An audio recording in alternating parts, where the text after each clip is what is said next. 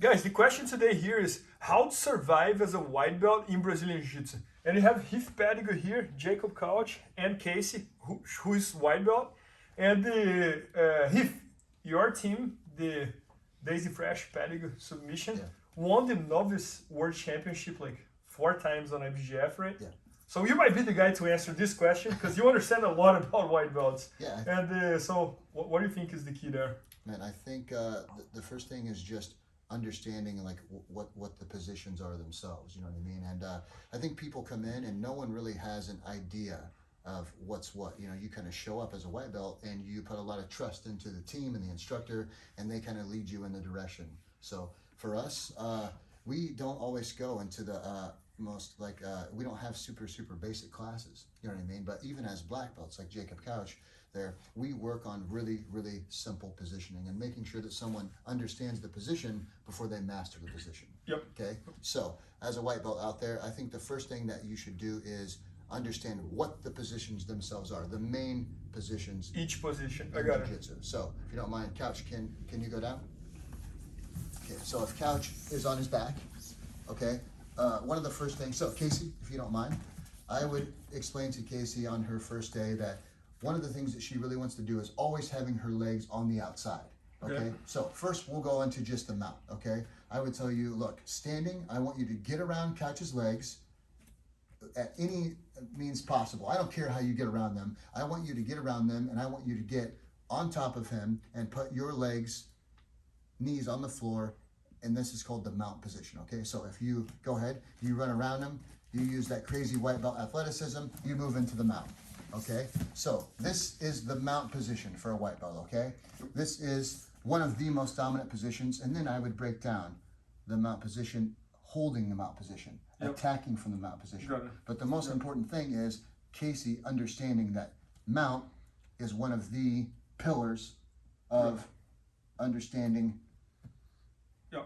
Understanding the mount in general versus just like what are we doing here? You know? Right. Okay. So a couple quick details here. Okay, go ahead. And the mount, come back for me. Okay. Jacob is going to try to get you off of him, okay, or get back to his guard. Okay. So now you need to understand that the next position would be from here for Jacob a half guard. So you're going to try to get your underhooks. You're going to try to pin Jacob and keep Jacob's shoulder blades flat on the ground as much as you can, okay? Also, you're trying to keep his hip bones as flat as you can by getting the underhooks and then raising your elbows and maybe even locking your hands, okay? Jacob is in trouble and you are safe in this position for self-defense. You can look around and make sure that there are no other attackers that are going to kick you in the head or hit your friends, and you can put a lot of pressure on Jacob Couch here, okay? So, Jacob, you're going to move into a half guard position, okay? From here? Yeah.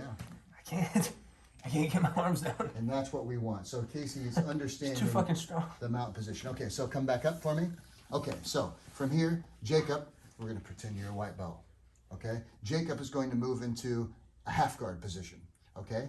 So, you're going to shrimp, Jacob. Teach a little shrimp here for us. Can you face the camera?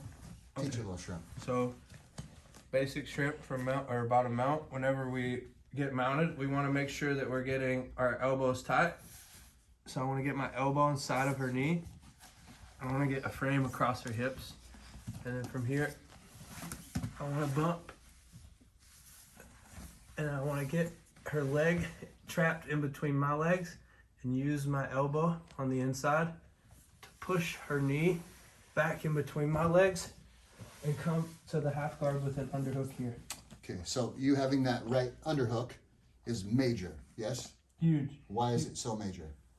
Because I can use the underhook to use my bottom elbow to post, to come up and wrestle up, or to get back to the close guard. Okay, can you go back into the half guard on this side, the opposite side you were just on? Just right here? Okay, so after shrimping with those details, once again, you have that underhook. Now, walk them through moving into the close guard from this position.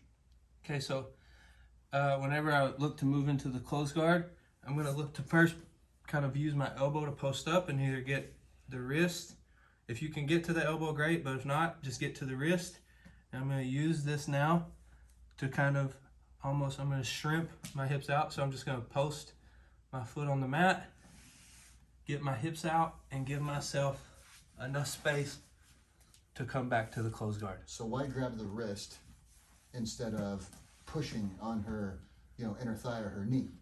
Well, the reason you grab the wrist is whenever I'm here, if I were to grab on the knee, she can still, maybe if she does get the chance, lock her hands around me. So now this makes it extremely difficult, especially when they start pulling you into them, pulling you off of your elbow. They can flatten you out and put you in a really, really bad spot here. So you want to make sure that you keep that like from happening. And how you do that is with this grip on the wrist. So I'm going to grab the wrist, and now what this does is it takes this hand out of play. So she can't grab my head, she can't lock her hands around my hips, she can't do some kind of funky arm bar on this top side. I have full control of this wrist until she either strips this grip or regrips herself. So I'm now able to use this grip to be able to plant my foot on the mat, get my hips in a position, or get my hips out and in a position to use my underhook and my grip on the wrist to pull my hips back in and get eventually to the close guard. Okay, once you're in the close guard, okay, what are a couple key things that make you feel safe and like you are no longer on defense, but maybe you have an offense yourself, even though you're a little inexperienced in this position? What are, as a white belt, because I've demoted you to white belt now, Okay. what are a few things? Okay, Thank actually, God. let's switch. Casey, can you go down I've been waiting on that. to be demoted? Yeah, please. Now you can win the tournament. Okay, so Casey's now in the closed guard, and guys, this can be a position as a beginner or a white belt that is a little maybe uncomfortable for different reasons, meaning you don't learn that this is a very, very offensive position until later on in jiu-jitsu. When you first start out, sometimes you feel, like I said, a little vulnerable in the position, like, man, I'm going to get my guard passed, I'm going to get tapped out, when you don't realize that you're in one of the most dominant positions that there is, okay? What are a couple things here, Casey, that you feel like you should do to keep Jacob from being able to do offensive things to you? I usually grab their arm. Okay, grab the arm, okay? So one thing that we're going to do here is we want to get our hands and our feet working together. This is very, very important, okay? For jiu-jitsu, constantly, you don't want to have anything really just sitting around, okay? You want to almost pretend that your feet and legs are hands as well. They can constantly be assisting you in, you know, controlling your opponent. So first, let's do this. Let's break Couch's posture, okay? We want to pull his head or his face down as close to your chest as you can, okay, to keep him from looking up. If Couch can't look up and he has no posture, it's going to be a struggle for him to be offensive in the position, okay? Now, let's get an overhook with your left hand, okay? Let's overhook his arm. Now, we're going to turn this little right hand that you have here into almost like a little snake, like a little cobra, okay? Can you bite Couch with the cobra? Okay, give it a little, yeah. Okay, so now you can start to move off to the side, and you can use your little cobra to pull his head, come in front of his shoulder. Is she choking you? No, this is Cobra's funny. Yeah, see this, that's what I have to do with. Okay, so this is gonna turn. You can keep the posture broken, okay? You can start to attack his arms. You can hook around his other arm. You can underhook, whatever you wanna do. That overhook is going to allow you to be a little more offensive from the bottom and to control Jacob. Again, you can pull his head down. And remember, guys, in street fighting or street defense situations, it's very important to control the person's posture because they can punch you, they can headbutt you, they can bite you, okay? For everyone in the comments that says, I would just punch him in the face, okay? It's very important, guys, like I said, to understand that you can control your opponent in full guard. Once you understand this, you start to feel, as a white belt, I think, a little more confident in your jiu-jitsu and in these positions, okay? So this is another main one. The close guard, the mount, the half guard, and now let's move to a side mount, okay? So, can you sweep, Jacob? And sweep. Yeah, any sweep you want. No, I don't. Just think give it a so. shot. I don't think when I tried to. Oh, okay. Well, there you go. You're in trouble. Okay, so move to this side for me.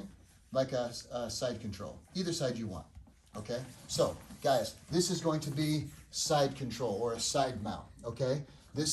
Understanding this position, after you pass your opponent's guard and you get around their legs, sometimes you're going to get into what a side control position is, okay? So understanding here how we need to keep our opponent flat, because Jacob on bottom is going to be trying to re-guard or get back into that half guard position we talked about, or that full mount position, okay?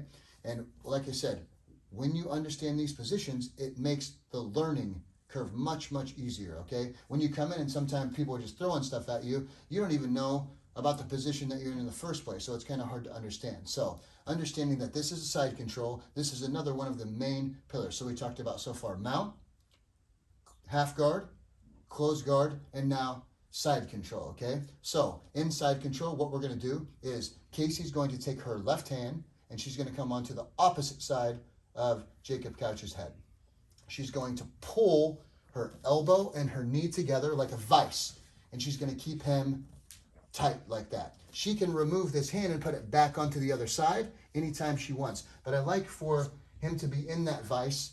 Now, her right hand is going to be in an underhook, or it can come on the other side of his body and block his hips, okay? This is a really controlling position for you being on top, okay? Jacob is going to be trying to get back to his close guard or half guard, and Casey is going to be trying to hold the position or move into the mount, okay? So real quickly, let's move into the mount, okay? So put your hands back, good. Move into the mount, keeping low, chest to chest, and this time, Casey's going to start to put so much pressure on Couch, she's going to put his arm across his body, okay? So go ahead and just lift it up, and now Couch is going to feel the pressure, and he's going to start to expose his back or turn onto his stomach. So Casey's going to allow him to turn over. No, it's coming. Couch is going to try to stand up, as he would in probably a self-defense situation. And she's going to put both of her hooks in. God damn, this strong as fuck. Okay, come underneath the arms.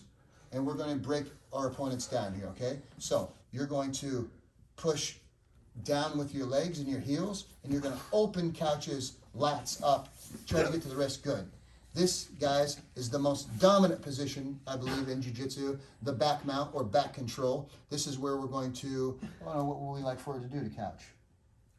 You can see a rear naked choke coming, you can see a lot of stuff there. Sounds like probably a rear naked choke. So, guys, we'll do a rear naked choke here from the back. So, Casey's going to come underneath the chin with her right hand. She's controlling the wrist here in like a wrestling arm bar or just a wrist control situation. So, for this choke here, I don't want her hand to be underneath his neck. I want the fold, okay, here, where the arm bends, to be matched with the chin. Couch has this really weird little line right here in his chin, okay, from probably back talking someone, okay? I want this line to match that. So you're gonna get it as deep as possible, kind of crawl up on the shoulder, okay?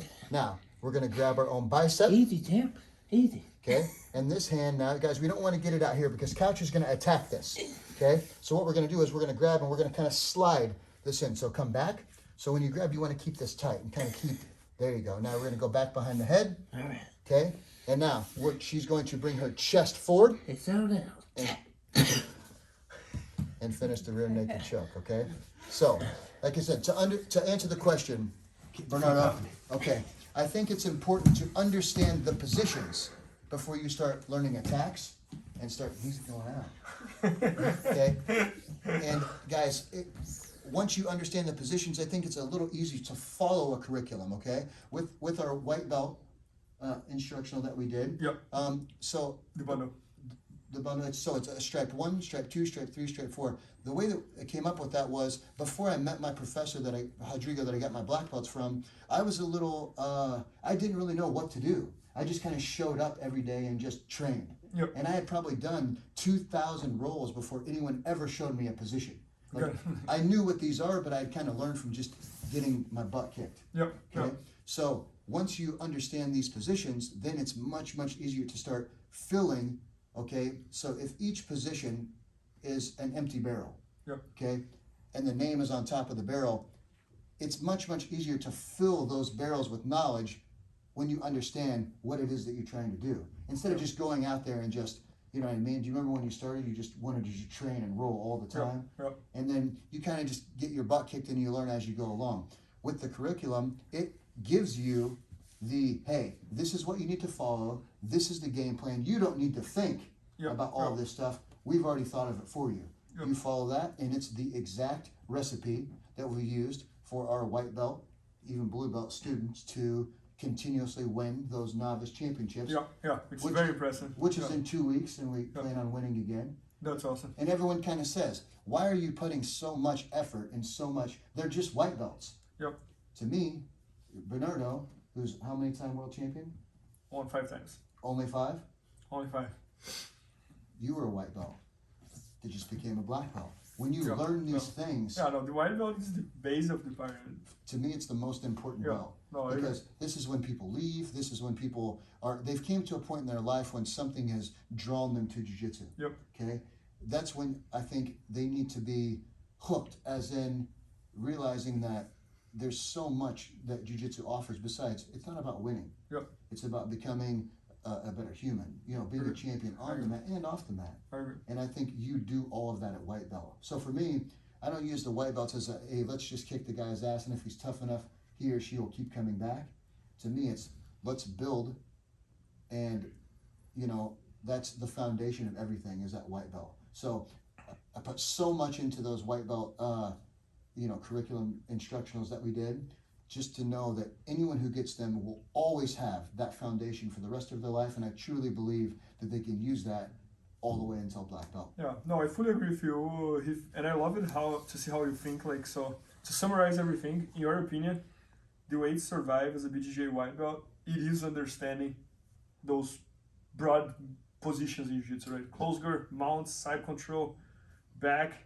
And if you have a good understanding, you might be able to survive, right? And there's so many people, you know, that are great, you know, with YouTube and things like that. You know, you get on there and you see these crazy, awesome submissions with millions of views. Doing that to someone in a real situation is different. I agree. You know what I mean? So that's why I think BJJ Fanatics is such a huge thing, and I'm not just saying that because I'm here with you. I appreciate it. It's no doubt.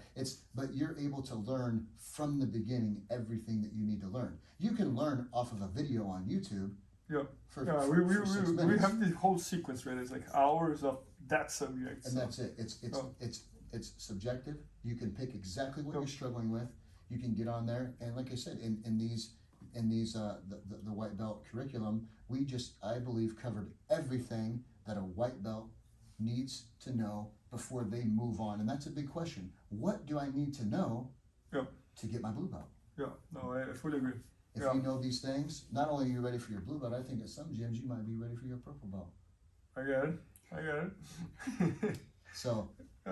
So guys, Heath's best-selling instructional video is the white belt bundle that's on BJJFanatics.com, which is the curriculum for white belt, 1 stripe, 2 stripes, 3 stripes, 4 stripes. So make sure to check it out. It's awesome. And I hope you guys enjoyed. Thank you, Heath. Thanks, Bernardo. Thanks, guys. Appreciate you. Thanks, Casey.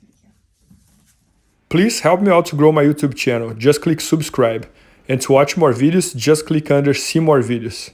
I hope you enjoyed. BJJFanatics.com. Use the promo code YouTubeFaria to get 10% off any instructional video. Improve your jiu-jitsu faster.